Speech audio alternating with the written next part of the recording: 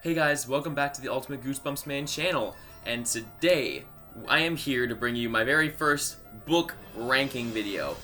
Now, this is my rankings of my books that I've reread for the series so far after years, because the other book rankings I've done have been based on nostalgia or based on whatever. So today is my first ranking video where I'm actually able to rank them based on my current thoughts after my most recent rereads.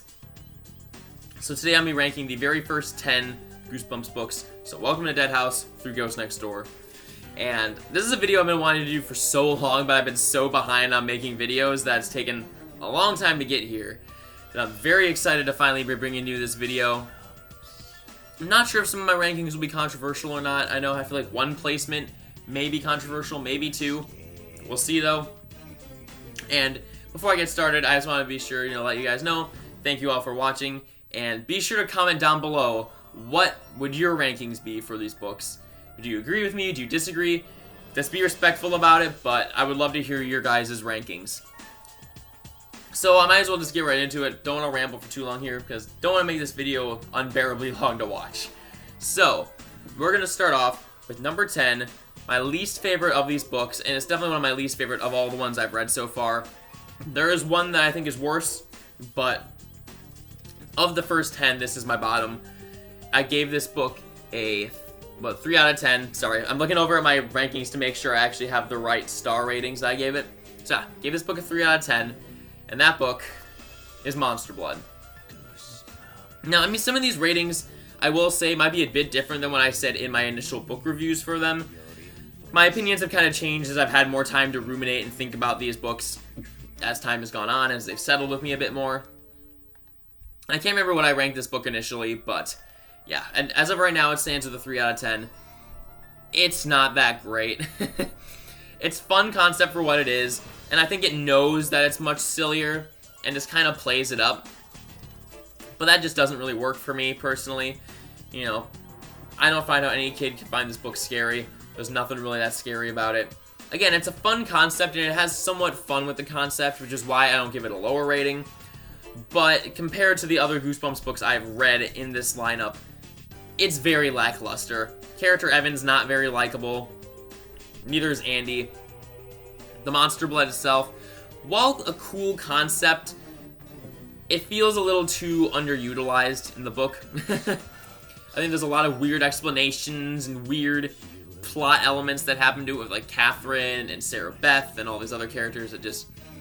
it doesn't work for me. It feels like it's kind of misbalanced and all over the place with it. And I feel like it's definitely a downgrade, especially because I'm reading these in order. And coming off the highs of Welcome to Dead House and Stay Out of the Basement, with how scary and dark those books were, getting into this book and having it be very silly, very lighthearted, very goofy, it just kind of left a bad taste in my mouth overall. Again, I think there's definitely worse books than this one, but this one is not very good, in my opinion. So, yeah, Monster Blood, my number 10 spot. Moving on to my number 9 spot. Overall, I gave this book a 5 out of 10, so a couple points higher than what I gave Monster Blood. I think that this book, the main reason it saves it is because there are a couple really good moments in it, particularly one scene in the middle of the book, and then the climax is really great. But everything else about the book is very lackluster, in my opinion, and kind of boring. And that book is The Curse of the Mummy's Tomb, book number 5. Now, Curse of the Mummy's Tomb, as I mentioned, there are some good things to it. I think that the middle scene where Gabe and Sari end up getting basically kidnapped by, I think his name is Ahmed, that scene is very tense. And I think they do a really good job kind of showcasing that. And Ahmed is easily one of the darkest Goosebumps villains, like hands down. There's no questioning about that. The stuff he does in this book is very sinister and menacing. Again, him attempting to kidnap the kids in that middle scene of the book. That scene is great. Again, it's very tense with them kind of realizing what's going on and trying to escape the car. And then the climax of the book is also very well done. It's very creepy and intense, with Ahmed basically trying to kill Gabe, Sari, and Uncle Ben while they're in this pyramid with all these mummies. And it's really intense. And I think Stein does a really good job in this book. It's a very well-written book as well. You know, there's a lot of really great descriptions of the pyramids and this, like, all these different rooms and stuff. Like, it does a very great job at that. But the characters are super unlikable. You can't stand Gabe and Sari. They're constantly bickering and just... Sari's constantly making fun of Greg for being... Or not Greg. Gabe for being kind of a wimp. And, you know, their relationship just isn't very investing, and it's just not very... It's not very fun to read. You know, Uncle Ben is a fine character. I don't mind him. Again, Ahmed is a great villain. But most of the book is very slow-paced. It's kind of boring at times. Aside from those two moments in the middle and the climax. Everything else about the book just didn't engage me all that much. And that's kind of why I gave it such a low review. It's kind of right in the middle, right average, 5 out of 10. You know, again, the good moments definitely help bring it up and save it from being a lower rating. But it's still definitely a book that I don't see myself going back to reread that much. Maybe I will at one point if I ever want to do like a reread of the Mummy books or something like that, but it's just okay. Mummies don't really interest me all that much, so it's another reason I kind of have a little bit of a bias against it, but yeah. Decent book overall, has some good moments to it, but overall is very lackluster in my opinion, so yeah. Cursed Mummy's Tomb. Moving on to book number 8, and these next two books might be the most controversial rankings I have here, and number 8, I gave this book a 5 out of 10 as well. Same rating as Cursed Mummy's Tomb. Again, might be different from my original book review rankings. I've changed as I've ruminated on them. But this book I know is a fan favorite. A lot of people love it. But it fell flat for me in a lot of ways, and I didn't really see a lot of the appeal. Again, there's some good stuff in it, but overall it just kind of was lacking for me. And that would be book number 6, Let's Get Invisible. Now, Let's Get Invisible has an interesting concept to it. This mirror that makes people invisible when they turn the light on. There's a lot of really fun things you could do with that. And I think there's a lot of stuff that works in this book. I think that, for the most part, the characters are pretty fine, except for, like, April and Noah. They're both kind of okay characters, not really the most likable. April is very whiny, and then Noah, aka Lefty, is just a very annoying younger brother character. I think that the other characters are fine the way they are. Nothing too much to write home about with it. But the main sin of this book is that it's much longer than your average Goosebumps book, and it's very repetitive. It's probably one of the most repetitive Goosebumps books I've ever read. You know, it always follows, like, you know, it starts off on Max's birthday. They discover this mirror in the attic that turns them invisible. And then for, like, the whole middle half of the book, it's just them going back upstairs, messing around with the mirror, turning invisible, getting into some weird hijinks with it, becoming visible again, having weird stuff happen to them while they're invisible. That's about it for the whole middle half of the book. There's really not much to it. It's not that interesting to read. And that's the main fault with it, is that it is super repetitive and boring in that middle half. The climax, I think, is pretty fun and solid overall with the whole reveal of the mirror clones and it's the whole concept of basically these reflections are trapping the kids in the mirror and then replacing them in the real world. I think that's a cool idea. I think the whole description and the climax with Max in the mirror world is really fun. But, again, the book is just really meddling, very boring. But again, the climax, much like Cursed Mummy's Tomb, the climax saves this book. I think the climax is definitely the best element to it. So, again, 5 out of 10. Same rating as Cursed Mummy's Tomb. Has some good moments that save it from being worse, but it's still a very mediocre book overall. So, yeah, that's Let's Get Invisible. Moving on to my number 7 spot. My other most controversial ranking, I feel like, because this is one of the most beloved books of this franchise. And you probably know what it is if you saw my book review for it recently that I just posted a few days ago. But my number 7 spot, I gave the book a 6 out of 10. You know, I can't remember if I gave that in the book review or not. Again, I don't know. I think that's what I gave it, though. And that book is book number 9, Welcome to Camp Nightmare. I know, I hear you all raging at me in the comments, but I'm just not a fan of this book. As I mentioned in my book review, these slow burn, suspenseful thriller stories just aren't really my thing. I'm definitely more of someone who likes my Goosebumps stories with a monster or with some kind of, I don't know, some kind of interesting premise. And while there are a lot of great moments in it that rank it higher than these other books, you know, Billy being one of the best characters in Goosebumps so far, hands down. He's definitely been one of my favorite protagonists I've read. The camp atmosphere is really good, really creepy, and there's a lot of really good elements to it. But again, it's drawn back down by the fact that it's just kind of boring in my opinion.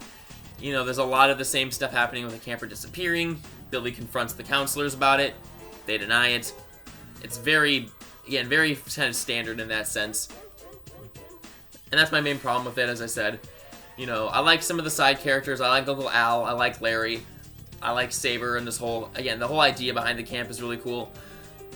And that's why I gave it a 6 out of 10, because I still do really like it overall. It's an okay book, but there's just a lot of things that hold it back from being a great book, in my opinion.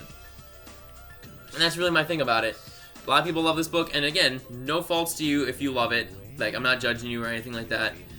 But the main thing that does drag this book down, as I said in my book review, is the twist ending. It is just one of the dumbest, out-of-left-field twist endings in the entire franchise.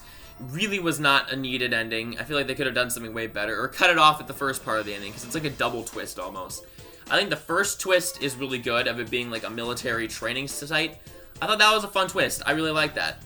But the whole double twist that they're aliens, why? Like, I don't understand why Stein did that. Again, it just feels like a very tacked-on ending that I don't think works for the book, in my opinion. But still a very solid read overall. Again, has some great atmosphere, great characters. But the twist is really what brings it down for me.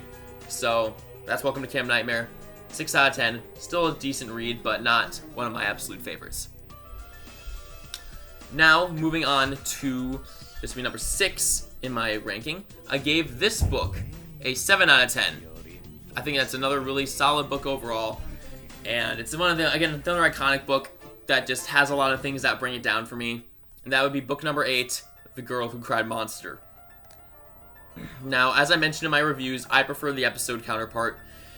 I think the book suffers from a lot of the things that some of these other lower ranked books suffer from, and that is the pacing. It's very repetitive, with Lucy constantly having this "you gotta believe me" stuff, which gets very old after a while. You know, I think the atmosphere is pretty solid in the library sequences and stuff, but overall, Lucy is a little bit annoying in the book, in my opinion. I think she's way better in the episode. You know, all the other characters are just kind of okay. They're nothing too special to read about. And again, it's just a lot of the same stuff that happens in this book, repeatedly over and over again. It follows that "you gotta believe me" trope in a way that just isn't as well done as some other books. I think Mr. Mormon's a solid villain, even though, like, again, his presence in the book is very intimidating, very scary, but again, the episode counterpart handles it way better. And I just think overall this book has a lot of flaws to it that kind of hold it back once again from being great. And yeah, gave it a 7 out of 10. I still really enjoyed it. I think it's still a solid book overall. But again, there are some middling aspects throughout the middle of the book that really do hurt it. And that's a problem with a lot of these books I've noticed so far, is that the middle portions always can tend to drag on because of various things like "you gotta believe me," or just repeatedness of the same stuff happening over and over again. So yeah, that's kind of my main issue with Girl Who Cried Monster. Otherwise, solid read.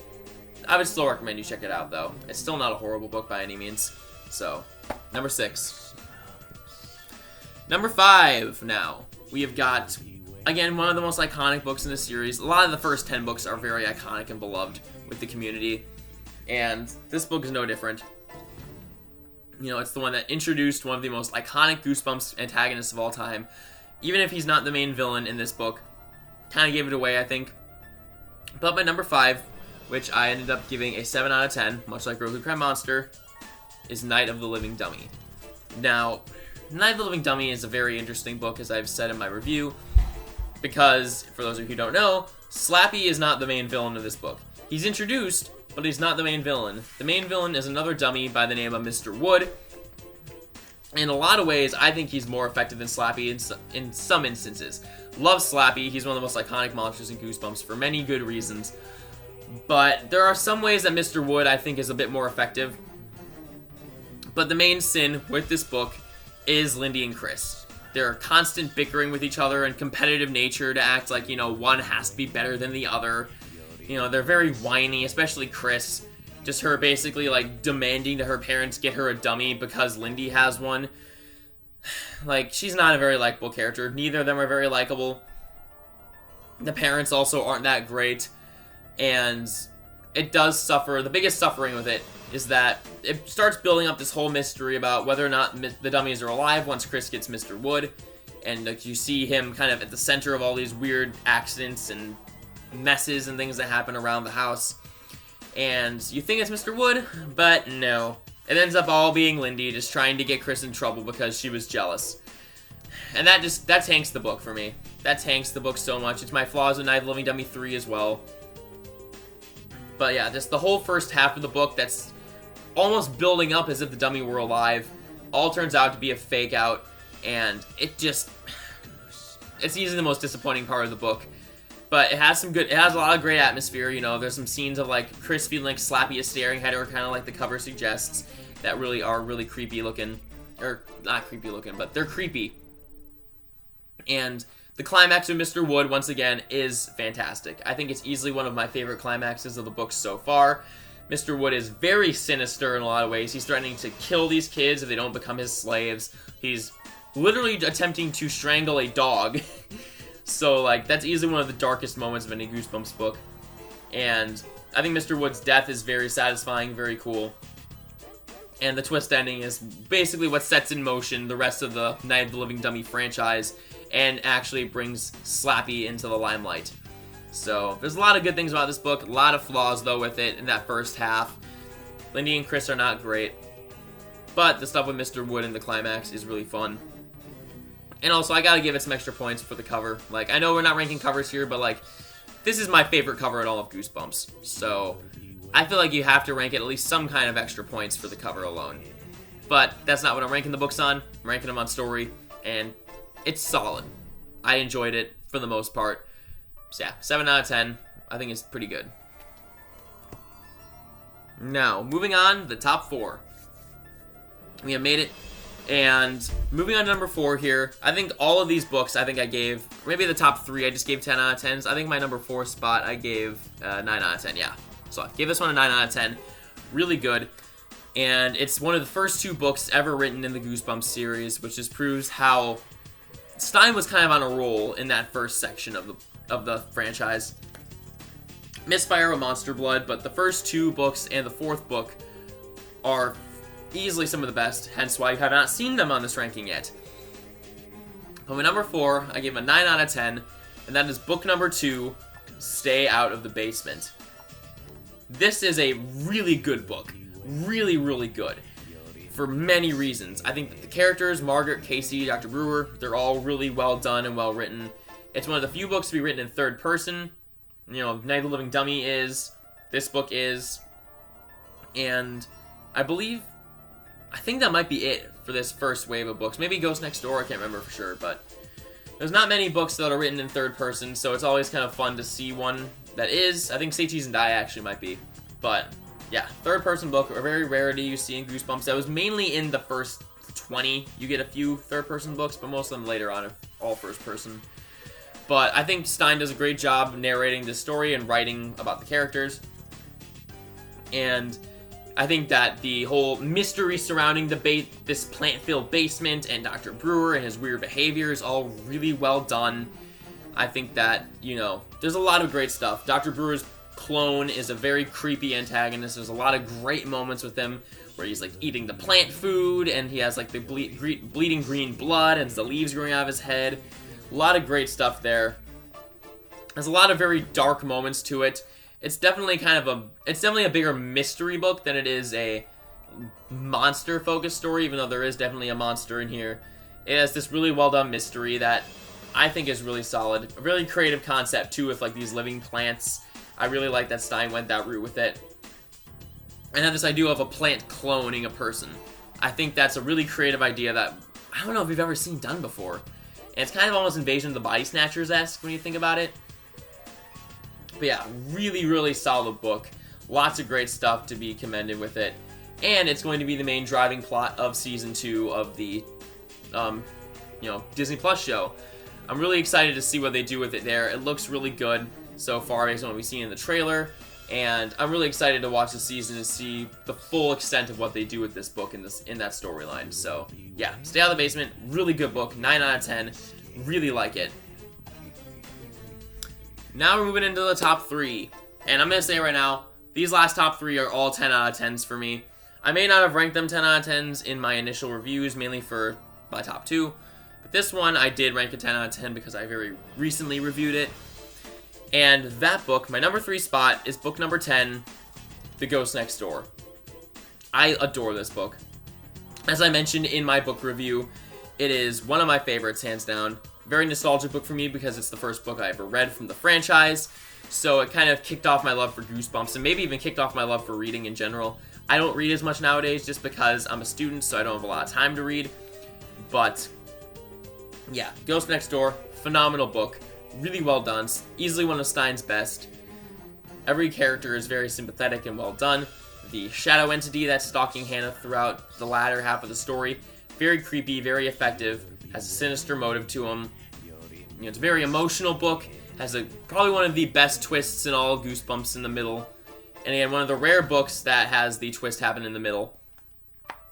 And I don't know what else much more there is to say about this book.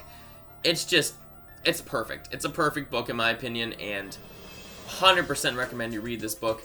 It is truly remarkable, and I don't know much else to say on it, really. Another book that's getting adapted into the 2023 show, the Season 2, so I'm very curious to see what they do with it here. I have theories, as I mentioned, but yeah, really good book. Really good book. Moving on to my number 2. Now, by process of elimination, you probably know what my top 2 are. I think both of these books are, much like Ghost Next Door, perfect 10 out of 10s. There's so much great stuff in these books that really amplify the stories with great characters, great spooky moments, and just great writing by Stein.